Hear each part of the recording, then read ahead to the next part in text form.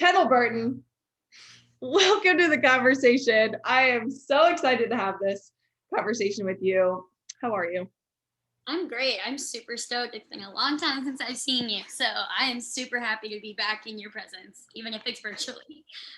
I know, off the cuff, we just talked for like an hour before we Yeah. started recording, just catching up on life. But no, I wanted to know all the things that you're up to, and I'm excited for some of these things to come up in the conversation that other people can be excited about. So there's one thing that I know you're like so passionate about, and it's like literally your life. And whenever you talk about it, you just get so excited and vibrant about this. And it's actually not exactly a happy story, but it's your story and you love to talk about it. You love to share it from your perspective. So to get us rolling, share your story, however long it takes. Don't try to abbreviate it. Like, I want to know all the things from your journey from when you started playing to where you are now. Okay, perfect. So I started playing softball when I was 8 years old, but my story technically doesn't. It starts way back whenever I was actually first born. And I found softball, number one, because I really needed an outlet. I really needed something that would make me feel alive and really confident. And that's because I was born with a severe unilateral cleft lip and palate. And essentially what that means is I was born with a hole in my face. Um, this led me down a journey of like 23 surgeries by the time I was 17 years old. And while I was having all of those surgeries done, softball was my number one, like my best friend, my lover, whatever. She was my gal. And it was extremely taxing at times doing all of these surgeries because, while everybody was going off and having vacation after their summer season, or they were having like a great winter break after the fall season rolling into the spring, I was having surgery. And so I was just like constantly going. And it really hindered my recruiting process. I was told no way more times than I was told yes, especially when I was having surgeries and they were like, we don't know if you'll come back, or we found somebody while you were recovering, X, Y, and Z. I was offered by one school, one offer the entire time I was going through the recruiting process. So I had my very final surgery when I was 17, my 23rd. And that was a year after I committed to University of Texas at San Antonio. So that is a D1 in Conference USA. And the main reason I had my final surgery in high school was because I didn't want to take that into my college life. I didn't want to have surgery in the summers, and I still had like 4 to go. And I was like, no, we're doing them all at one time. I'm done. I want to just like close this chapter of my life, put it on the shelf, read about it sometimes, probably never, and then just like move on with my life. I didn't want to be a patient anymore, was essentially in a nutshell what happened, which is ironic considering that I got to UTSA in the fall of 2014. Loving it. I mean, the independence of college made me thrive. Also made me like weirdly sad, but that's just like, I feel like a learning curve for everybody when they get to college. I weirdly liked the 5 a.m. workouts. I was like on my way to working for a starting spot.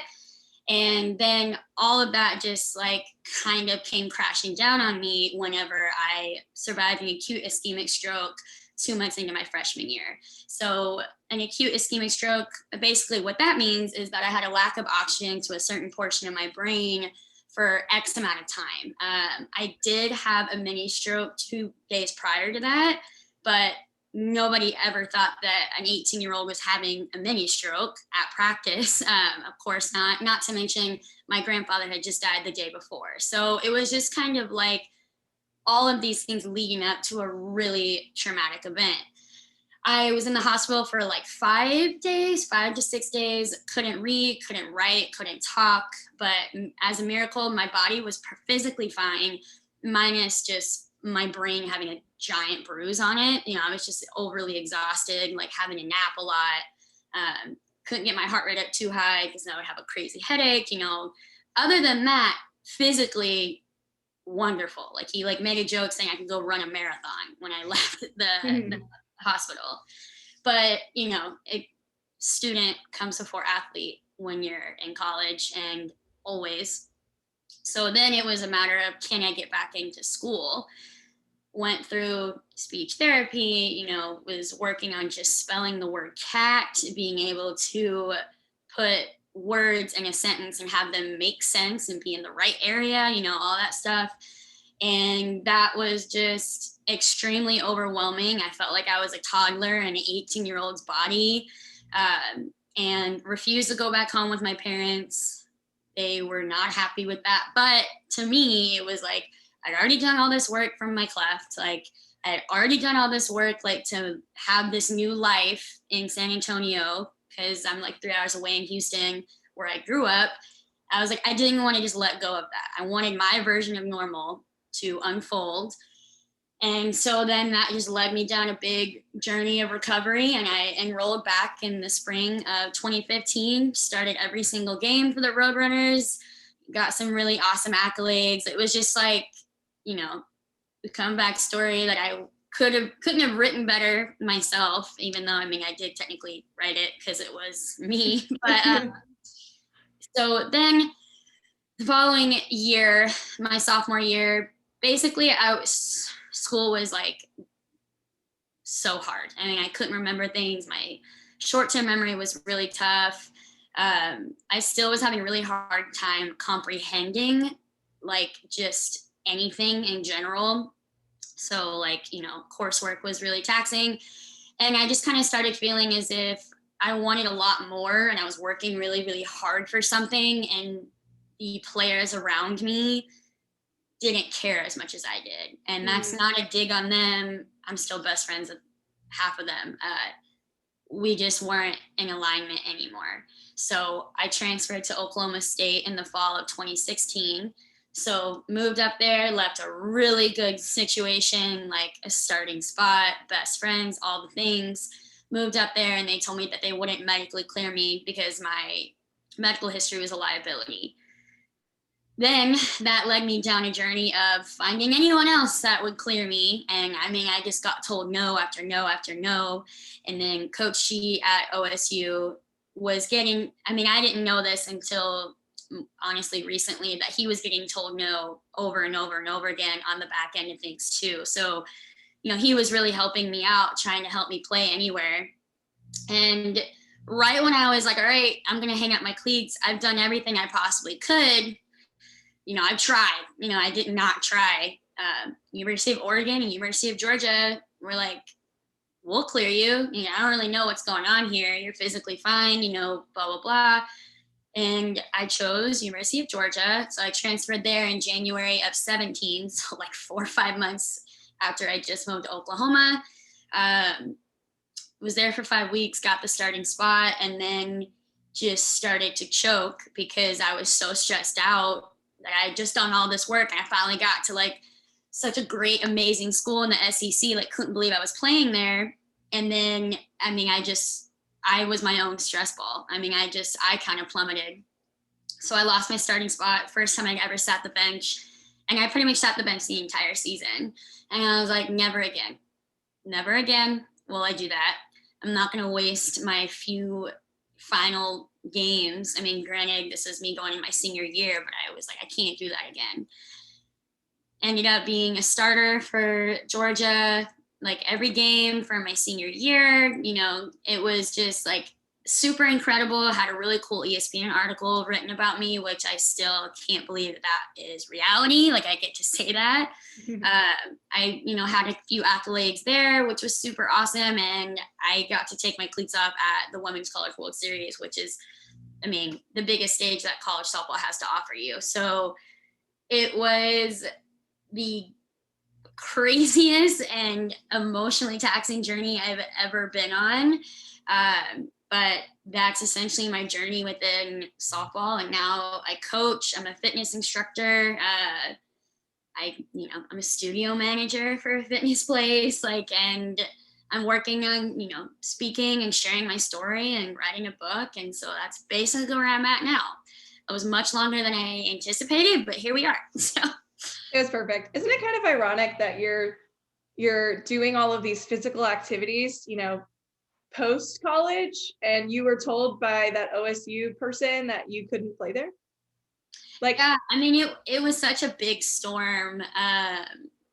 And it was just like terrible timing. An athlete had passed away right before I got there. And so I think that, that led the doctor to be a little bit hesitant, but also he never called my neurologist in San Antonio.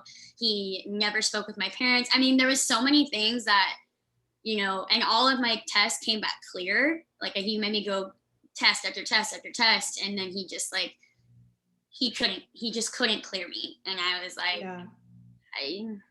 I mean, it was completely out of my hands. None of us had an option other than just listening to him. Right. I think the most inspiring thing is the fact that so many things along that journey were out of your control. Like that person saying no, it happened to like turn into the most beautiful thing, like because of that no. So over and over and over in your career, you've had to deal with people saying, nope, you're not gonna be able to do this. It's not gonna be able to work. You sat the bench for a year at Georgia and you were like, screw this. There is another option. I am Kendall Burton. I know what I'm worthy of. And you like stepped into yourself in a way that like, do you feel like it's because of the defeat? How do I describe this? Because of the no's, you were like, no, I have it in me. Like, how did that come out of you? I honestly think that I'm really stubborn, which I think has something to do with it. I don't like being told no. It's almost like if I'm telling myself no, then it's because I literally don't have any more left in the tank. But it's like when someone tells me no, it's more of like, I don't want to just believe them. And it's like, well, let me try and see. And then if I get a no, then okay, then it's a no. But it's like, it was just always this like, okay, you're saying that, but can I really? It was more of like, it was almost like testing a theory, I guess is how it felt. Because it was like, okay, you're telling me this, but it's like, is that actually the case? And so I feel like I always just wanted to try and see if that was actually a fact versus just what somebody was telling me. Because even after my stroke, I mean, you can ask my parents, like they were like, we didn't think that you were ever going to come back. And that wasn't because they didn't believe in me. It was more of, we just wanted to be like healthy and alive and be able to just like live, not, you're setting the bar really high saying that you're going to come back and you can't even tell me I hear what you're saying, but it doesn't make any sense. Like what you're even saying to me, like this goal that you have. So I think it was more of just like testing it out and seeing what I really was made of. And then I just started to learn like, oh, you're actually made up of a lot more than I thought. Let's just keep going. So I think it was more of just trying. And that's what I want other people to do. Don't just like take someone else's no. Like actually find out if it's a no, and then you can move on. You know what I mean? Yeah, absolutely. So my question is then, if you are, an athlete who gets told no, like I literally just met with an athlete this week that said, I was just cut by a team. The coach said I wasn't good enough. Like from the experiences you've had, what would be your first action if that had happened to you? Well, that's actually a fun fact. I have been told no. Before UTSA offered me, they told me that I was only good enough for a walk-on spot. 6 months before I got the offer, they told me that they didn't think that I could hit in Conference USA. And of Didn't course, you crush it? You crushed it. Yeah, I did. Like literally. So it's ironic. It's like it's ironic. But when I was told that no, I was like, okay, cool, I'll find something else. Like it was more of, that hurt me, but it was more of like, okay, this person is seeing something that I'm not in myself. So maybe I do need to get better at hitting. Like maybe what I'm doing is not as good as I think it is. And so I went on a journey of, okay, and then I'll be a better hitter, but I don't want to play for UTSA. Like, you know, in my mind, I was like, fine, I'll just prove them that I actually can do that. Mm-hmm. But it was just like the digestion of criticism that I didn't want to hear. So my best advice is, okay, ask them why you're not good enough. What are the things that you have to be better at? And then you get to go on your own journey, and then all of a sudden you're better at these things and you end up on a better team. Mm-hmm. Do you know what I mean? So it's kind of like, I mean, all criticism is good criticism, and Right. it's taken the right way and also given the right way is Right. how I feel about it. So my personal advice to that player is figure out what the problem was and then try and work on that. And also, there's always somewhere else to play. I mean, like in this sport, it's small, and like to the whole world, it's small. But to us, like there's always another opportunity somewhere. Right. How much of that journey had to do with you knowing your physical body and what it was capable of? Like my performance wise, or?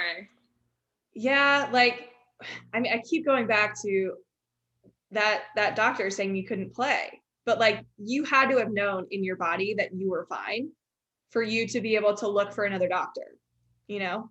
Yeah.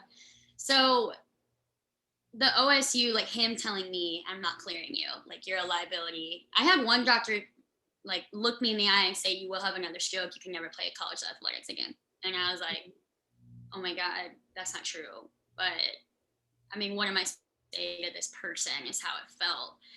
And it was more ironic, I feel like, because I was, 2 years prior to that, I wasn't capable. Like my body wasn't ready to do all these things. Like that was out of my control. And then all of a sudden, my body wasn't failing me. I was in complete control of it. I was healthy. I was strong. And I was having someone tell me that that wasn't the case. And it was honestly me having to do physical things to remind myself, like, you are capable. This is not going to happen again. Like just walking or running or going to the gym and stuff. It was like, that's my muse. Hence why I literally am doing all this physical stuff as work. That brings me like, that's my meditation. And as weird as that sounds, like I have more clarity when I'm pushing my body to another limit that I didn't know I could get to, because that just reminds me how strong I am. You know what I mean? It's like I have to constantly do things like that to have that reminder in my brain. That's the only way I can function, which is why quarantine really like hurt me. I was like, how am I supposed to be strong? I don't remember. Like, you know what I mean? Yeah. But it was the reminder that my body was strong. I had to give it that reminder versus like, because your brain will mess you up. Your brain will tell you can't do it. For sure. It's so funny you said that, because literally this morning I've been doing a lot more upper body workouts lately. I mean, I have to fit into a wedding dress later this year, so like let's push some weights. But I finally like started to notice like a little more definition that like I've had in the past year. And like all of a sudden I was just like, I feel good. Like I feel like you were saying, it's just when you push your body to its limit and you like start to see it, you just start feeling stronger, and just like overall, you're just in a better mindset. So it makes all the sense in the world why this is your profession now. I love it. Also, congrats. That's a great small victory. Like, that's awesome. Thanks. It's definitely a whole nother world that I'm not used to, and spending a lot more money than I'm used to. So here we are. Yes. Okay. So on a brighter note, you talked about how you got to finish your career in the Women's College World Series, like the dream. Literally, girls listening to this and parents of girls who would die to have that happen to them. Tell me about the Women's College World Series. What was it like for you? Surreal. I remember thinking that I wasn't hype enough. Like when I got there, I remember being like, okay, you're not emotional enough. You're not excited enough. Like, what's wrong with you?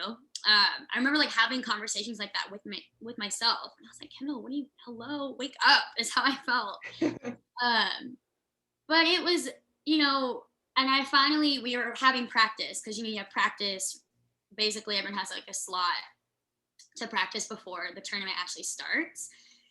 And I remember like I was getting fly balls in right field, and I was like, you're not overly excited. You're not freaking out because like this is what all of this is leading up to, like the Mhm. journey in the hardship in the thick of it, this scary fog and the smoke that you had to go through to get here was like so worth it.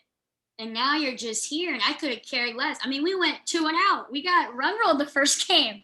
I mean, not even kidding. And it was just like the fact that you're even here is magic in itself. And our team was not, I mean, it was a shocker that I even made it there. We lost our ace pitcher who was an All-American a week into conference. So it was like Mm. the whole team was just like gritty and wouldn't take no for an answer. And so I think being a part of a team like that and then showing up there knowing that we really didn't know how far we could go, it didn't matter. Like it really didn't matter because we had gotten there and the journey was honestly almost more fun than being there. And I know that sounds terrible like to say, but once we got there it was I didn't care that we got rolled. I didn't care that we lost. Like being on that stage was it it put so many things into perspective. And I'll never take that moment or those games for granted because of how hard it was to get there. And I'm sure every Mhm. person who's been to the World Series can relate to that. Like knowing like, oh my, I can't believe we just did it. We're top 8. Like, how do we do this? Like we're here. Uh, it was just almost like it's unexplainable magic. Mhm. I'm just ranting at this point, but it was just, that's the only way I can describe it is the journey getting there was incredible. And it was just magic no matter what would have happened once we got Mhm. there. It was just so magical. It makes it hard to describe. We've all Yeah. been there before. Yeah. Um, Like a Disney movie. yeah. I don't know. It was like one of those, like, Yeah. So did you have like a favorite part from the whole thing? Like the best part? Can you think of something that, you didn't expect to happen maybe and you're like, this just happened and or maybe just being there was that. uh, yeah, the best part for me was my final at bat. It was the bottom of the 7th, and we were down by 3 runs. And I let off the inning. And I mean, I knew that that was most likely my last at bat ever. Like it wasn't like I'm being negative or anything. It's not like we could have made a comeback, but it was like the odds at that time that was my last at bat. And the emotions walking into it, I was so clear. I don't even know how I had a hit. Like because I walked up there knowing this is your last at bat. Like I remember having a conversation, thinking to myself, like, your clock is ticking. Like this timer is about to go off. Like you're about to be done. And I remember thinking that like during my at bat, and I was like, how are you having this conversation with yourself and you're not crying and you're also focused on the pitching, like your pitch recognition right now? Like I was like, whoa. But I got a base hit single and there's a recording and then I kind of got choked up and you could see me like taking a deep breath, like, okay, that just happened. Like you can't lose it yet. It's not, we still have other batters, but you know, being able to like finish my career like knowing that that was my last at bat is special to me because a lot of people don't get that. Like they're just like, oh my god, that might, like they don't realize that that's their last at bat. So that was my personal dose of like my favorite part. Wow. That reminds me of Amanda Lorenz's last at bat. Did you watch that? Do you remember what happened for her? I did watch it, but I don't remember. I'm a terrible person. I'm actually No, friends with no, no, both of no. You're not terrible. I interviewed her like last summer in like an Instagram live and she told me this story. But like I remember watching her last at bat and it was like another one of those moments where you're just like, this is probably it, right? And like all I want to know is what she's thinking. So she was talking about how like it was like this weird, clear vision of this is it, let's go out. Like it's just like if only every at bat could feel that way. Like Seriously, it was just like crush whatever. it. It, yeah. Yeah. And she ended up hitting and this is why I talked about it with her. She ended up hitting like a line drive straight, I think, to the left fielder. Great hit, but like she was out. And like everybody in the dugout knew that she was the last out, and she walked in, and all of her teammates are like going up to her like, oh my God, Amanda, like we love you, you know, because she's just a great person, like the best. And she literally like shoved everybody off of her. It was like, somebody's up to bat right now. Like, talk about the best teammate, right? Like, I'm not the last out of this game. Like, go cheer on so-and-so who's up next. And I was like, but like you knew inside, like that was it, you know? So I have chills talking about that story, because like the fact that you can probably relate a lot of those thoughts, you know, to Amanda's, it's amazing. I didn't have that. I decided I was going to stop playing pro softball. I mean, because I knew going into pro, or I knew my last at bat in college wasn't my last at bat ever, because I was going to continue my career. Yeah. But after 2 seasons, I was like, no, I'm still going to play. And then all of a sudden, like that winter, I was like, no, I'm not. But now I'm like, I don't even know what happened in my last at bat. Yeah. I'm like, Dang. that's crazy. I mean, well, because I feel like there's a lot more stories like that than there are, you know. I feel like people put it on a pedestal, especially like professional athletes, like they know when their last at bat is, and like it's a big, but that doesn't happen for people who like gave their life to something, and then all of a sudden it's just like, actually I can't do this anymore, or like, whoa, we were winning, and all of a sudden like they just had to walk off. Like, what do you mean that's my last at bat? Do you know what I mean? Like, yeah, I'm thankful, like, even though it was hard in that moment, I'm thankful that I was able to be like, no, this is it, and like I'm okay with it. Do you know what I mean? So like, I'm okay with whatever happens here. Yeah, I think there's a lot that you can take from that, especially if you're an athlete that, you know, you have millions of at-bats left. That was totally an exaggeration. Yeah. But if you go up to bat knowing like, hit, no hit, I'm gonna put my best out there and see what happens, like that just relieves a lot of pressure that I think hitters give themselves. So I'm really glad that you talked about that, because shoot, that's like, I mean, there have been so many great gems in this interview already, but like that's just like something so relatable to the now. Like that there's going to be girls playing this weekend that I feel like they talk to themselves negatively too much. And like, you weren't even talking to yourself negatively. You were just like, here's reality. Here's where my feet are now. And time to go execute. Like, let's go. Let's make the most of it. Yeah. Shoot. That was awesome. Okay. We need to talk about this ESPN article. Let's do it. So Wayne's going to get the biggest shout out right now. And I know he's going to listen to this. So Wayne's going to be like, oh my God, here it is. A fave man, other than my dad. So he portrayed your story so beautifully, you know, like just crushed it.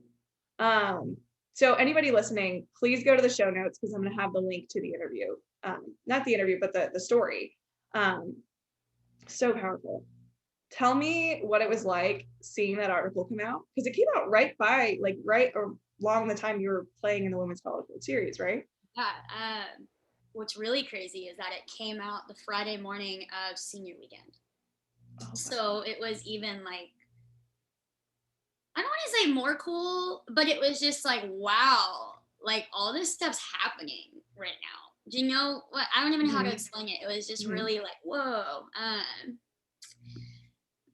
I was actually doing my friend's hair, Courtney Emanuel, who's in the article. I mean, I grew up with her. Literally met her when I was 8 years old and playing softball for the first time. So finishing my career with her was wow. Being with her when we both found out that the article had been published, wow. And she read it. She read it to me. That was the first time I had ever listened to it while I did her hair, and because she was about to have her graduation photos taken. And I was like, oh my God, like this, it was just so chill, and it was so another piece of magic, if that makes sense. It was like, it's weird hearing someone who has watched me go through all of these crazy events, hearing her read the story from this guy that I just met, and now I feel like he's family, not Wayne. and I'm having someone who is literally family read his words about my story. Like it was so like, wow. And then I got home and I read it myself and I watched the video and I like cried, but it was like weird. It was like a good cry. It was just like, oh, this is like my life that he's telling. Like I almost, at some moments I was like, I forgot that it was me. And I was like, wow, that's a great story. Like he did so good. Like he had just like written it so perfectly. I don't remember what your question was, but it was. What did it feel like? Surreal. Yeah. I mean, just surreal. And Yeah. I still look at it and I'm like, what? That's me. You know, Do you think, I'm totally giving out a spoiler, but do you think you wanting to write the memoir that you're currently writing was maybe inspired by that article a little bit? No, not at all. It was actually fun. The first time I wanted to write a memoir was when I was sitting in the hospital bed, not able to communicate with anybody. Wow. Because I remember, because I had the situation where I could see what I wanted to say, but it would never come out right. So I was saying, I was like, but I just was like inside my body, like couldn't vocalize anything. And I remember thinking, when I start to be able to write again, I want to write about this because this is crazy, you know? And then I was like, even if no one ever, I just want to publish it to say I did it for myself. Like, even if not 3 people buy it, don't care. But it was like, I'm going to do this because this is insane that I'm dealing with this right now. Like, this is crazy. And I just want to do it for myself. I didn't want to forget anything. Yeah. Like, that's why I wanted to write it. I didn't want to forget, because people forget all the time what they've overcome. I mean, they do. I do it to myself, and I have to like hype myself up and like read my article and like, I mean, not to sound braggy, but it's like people do not do that anymore, and it's so hard. Like it's hurtful to me for me to watch someone do that to themselves. Mm-hmm. Like we do not give ourselves enough credit for what we've already overcome. Yeah. Which is essentially why I wanted to write it in the first place. So I told Wayne about it. He put it in the article. So it was like, kind of, it's just. That's fantastic. Yeah. Weird full circle moment. There was this part in the article, and I'm going to read it to you, even though you've probably read it a million times, which you just said you did. But it was so powerful because it was just so heartfelt. It said, the process to getting to this point sucked, but I don't wish it would have happened differently. That's what life is. You can't have do-overs. And like, how real is that? Like, what happened yesterday doesn't matter anymore. Like, what happens right now is all that matters. And like, because of this experience, like you've molded into the human being that like has accomplished all of these things, that like, you better write that memoir. Like, you know what I mean? Like, the world needs to know this. This is why you're on this podcast. Like, holy smokes, you've been through so much. Like nobody would even go through half of the things, a third of the things that you've been through.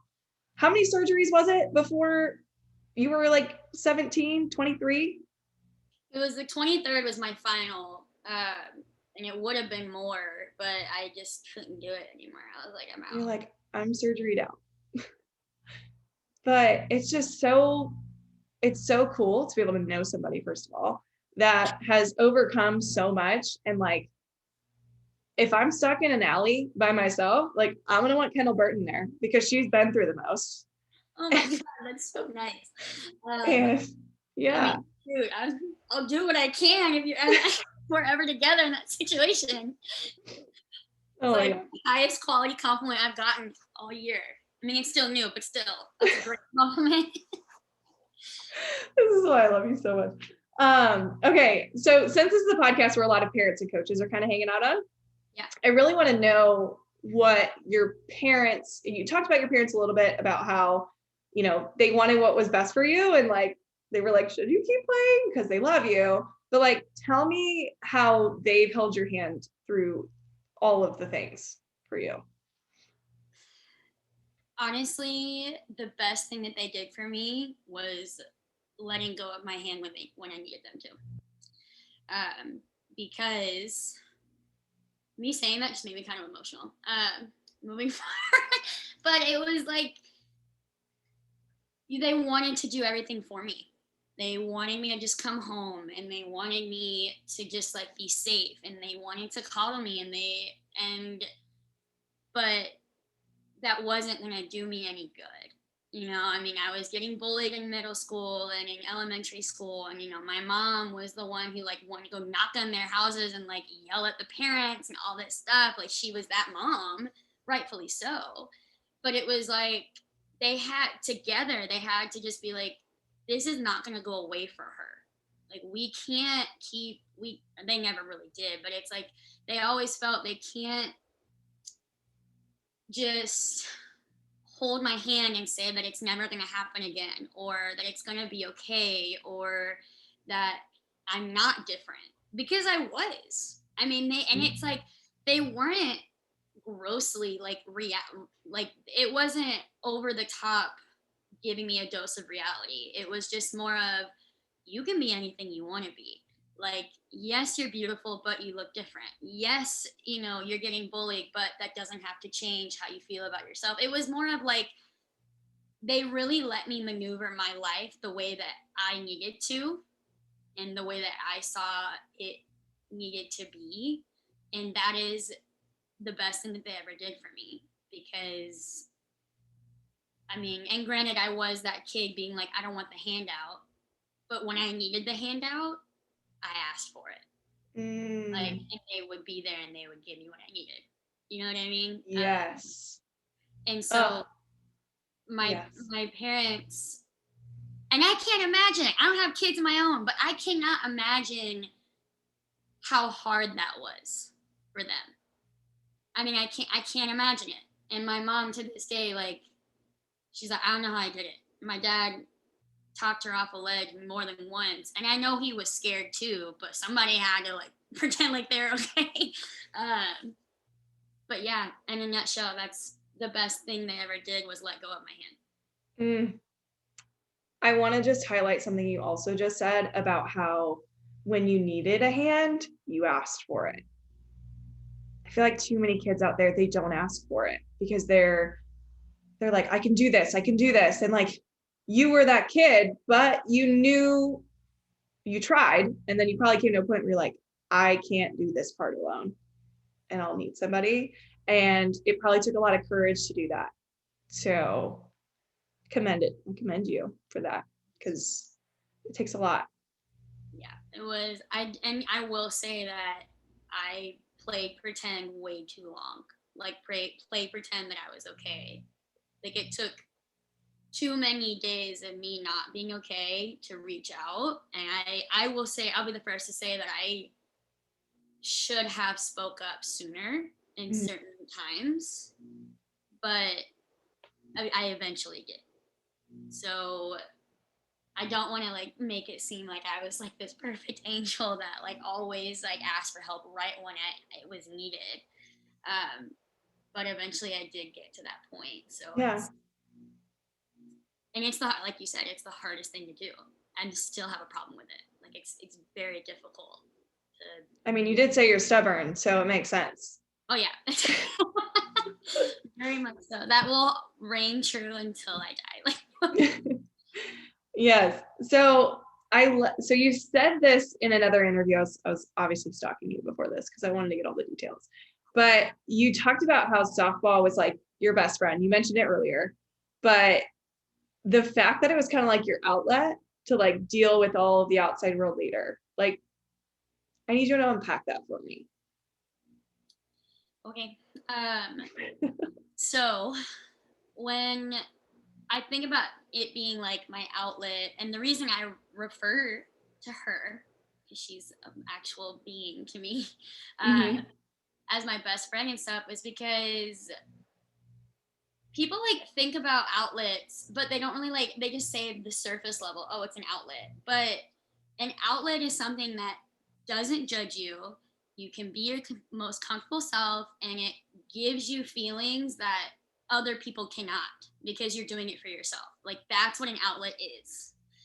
And so that's why she has become, softball has become like a person to me. This is why she has become my best friend, quote unquote, because she didn't make me feel judged. She didn't bully me. And if she did bully me, it was from my own doing, and I could literally do something about it.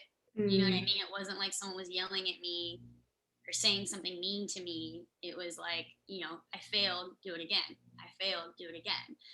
And she was my greatest teacher. I mean, she really was. It was like, you're not always going to get what you want. You can do everything perfect and do everything right, but you can still have a really crappy outcome. Like, you can put all of this work in and still not get to where you want to go.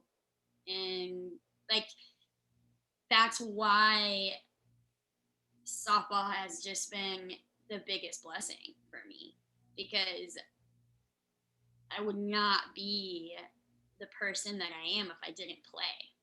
I mean, granted, even if I would have ended my career like in high school, she still would have been my biggest teacher. You know what I mean? I have so many, I mean, honestly, losing the sport has been harder on me than some of the things I've even mentioned, like my actual life events.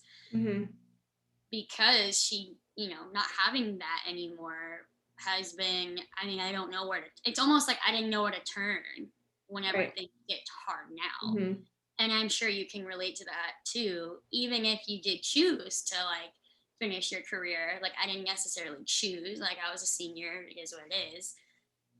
But not having that anymore is, I mean, it's really tough, even if you're prepared. Right. The good news is you're still coaching and you're still in it, and you can like share those life lessons. Like, your athletes, are you kidding me? They're probably learning more about life through you than like anything else. Sometimes I feel that way. I'm like, are you actually getting better at softball? I don't know, but let's like make you a better person. I think we all should be that way. So yeah. I'm all about that. All about that. Man, this has been so much fun. So much fun. Tell the world what you're up to right now. I know we mentioned the memoir, but yeah. So as I mentioned before, doing coaching, private coaching. I am a group fitness instructor. Where at? What was that? Where at? At Revolution Studio. It's a studio based in Houston. It's cycle, strength, and yoga. I'm on the strength side. I'm actually about to go through cycle training though, so that's exciting. Yeah. Looking forward to that. I also manage a Pilates studio, so I'm a studio manager for them. And I mean, my biggest goal is to be a motivational speaker eventually. COVID kind of threw me off course, which is totally fine. It'll happen when it happens, for sure. And that's what I'm just doing is trying to be present, take the opportunities that I have, write when I can, manage the studio when I need to. I mean, put my all into making an impact wherever I can. That's just kind of just trying to be where my feet are is what I'm doing now. Yeah, I love that. So where can people find you if they want to continue your whole journey on Instagram and all the things? All right, come follow me at Kenny Grace, KENI Grace on Instagram. You can follow me, be my friend on Facebook. I actually have a page on there called The Toughest Out, where I just kind of like post about speaking events and my athletes and how they're doing and their success. And I mean, that's honestly, I'm not on Twitter ever. I should probably get back on that, but we'll do it eventually. One of these days I'll make some really cool TikToks about my story and maybe they'll go viral, who knows. But until then, Instagram and Facebook is where you can find me. Okay, so we just brushed over the toughestout.com, but I remember sitting in a car at a package deal event, and you were going over the website you were building and the whole reason behind the words The Toughest Out. And that was the article's name, the ESPN article. I need you to describe to the universe, what the heck does the toughest out mean to you? Well, for a long time, it was just what Wayne called me. It was just the nicest compliment anyone's ever given me, you know? But now, when I think about it with my own life, I think the toughest out is just a person who can be gritty and work toward things, even if they have no idea when they're going to come, who's vulnerable in certain situations, but, not afraid to peel back those layers if it's necessary. Just someone who just like never shuts up and never gives up is honestly what the toughest out means to me. And it's not just me. I mean, it's literally billions of us who are the toughest out. I just coined it because Wayne called me that. So no, I love it. And you never take no for an answer. Yeah, I hate it. Rightfully so. It's very so. It's very triggering for me. Yeah. This may be a tough question, but I'm really excited to hear what you say about this. But if you could describe yourself in 3 words, what would they be? Oh my goodness. And obviously would be resilient. I think one would be stubborn. Because I really need to. I am very stubborn. It's something. And then, honestly, I think another word I would like to say is magic, even though it's not necessarily something that describes a person, you could say, but it's what I want to exude to other people. Versus, and so it's like I want, anytime I have an encounter with someone, I want them to feel like, wow, she's genuine. She's like almost like undescribable, which is what magic is. So and maybe that's just what I want for myself. So that's what I am putting that out there as my 3rd. Well, I get to experience this firsthand, and I would definitely go with the 3rd one would be probably the favorite for me. Magic is truly something that you exude. For sure. You. And now everybody's feeling it now on this podcast. I love it. I love it. Well, before I send you off, I never want to send you off. I could keep recording with you for another 3 hours if we wanted, but my computer would die. So here we are. Very true. But I want to ask you 5 final questions. Okay. I call them 5 to Thrive. Literally so cheesy, but here we are. I like it. No, I like it a lot. Yeah. So give me whatever answer that you feel comes to you for these. Okay.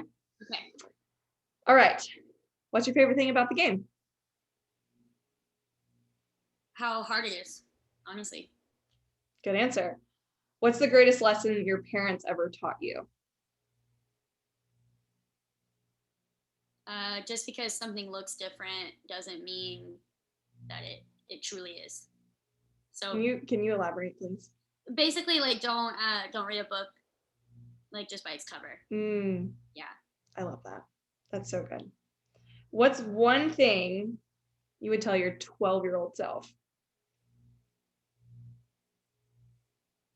It's always going to get better. That's what I would tell her. These are such good answers, and they're so short. I love it. Who's your biggest role model and why? Oh my gosh. Okay. Unpopular opinion, it's not an athlete, but my biggest role model is Ellen. I'm sorry, but ever since she's just always herself, and she always apologizes when it's necessary. She just is a good human. She can't do anything wrong to me, and she's not an athlete, and that's why I like her so much. I love her. Yeah. Good answer. I've never heard that one before, but I love it. All right, last question. What do you want your legacy to be? I don't know, magic. I just want my legacy to be someone that always tried really hard and made other people want to try. Well, you're doing it. I'm trying. So. I know you are. You're doing it in everything that you do. That memoir, your coaching, even all of the workouts that you're doing and leading, like it's so evident that like this is something that you're just made to do, is show people that like never give up. Like it's the best version of you's on the other side. Like I love it. All right.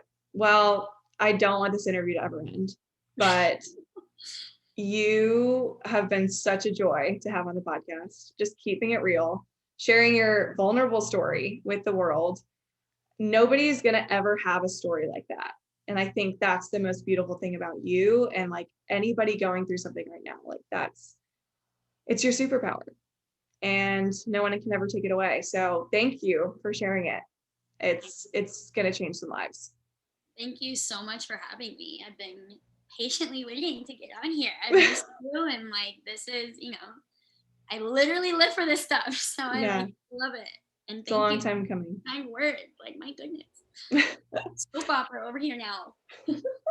Well, I'm excited for you to get back to motivational speaking and changing the world because the world needs to hear your story. Thanks, Ashley. You're so sweet. Love you, girl. Bye. Love you.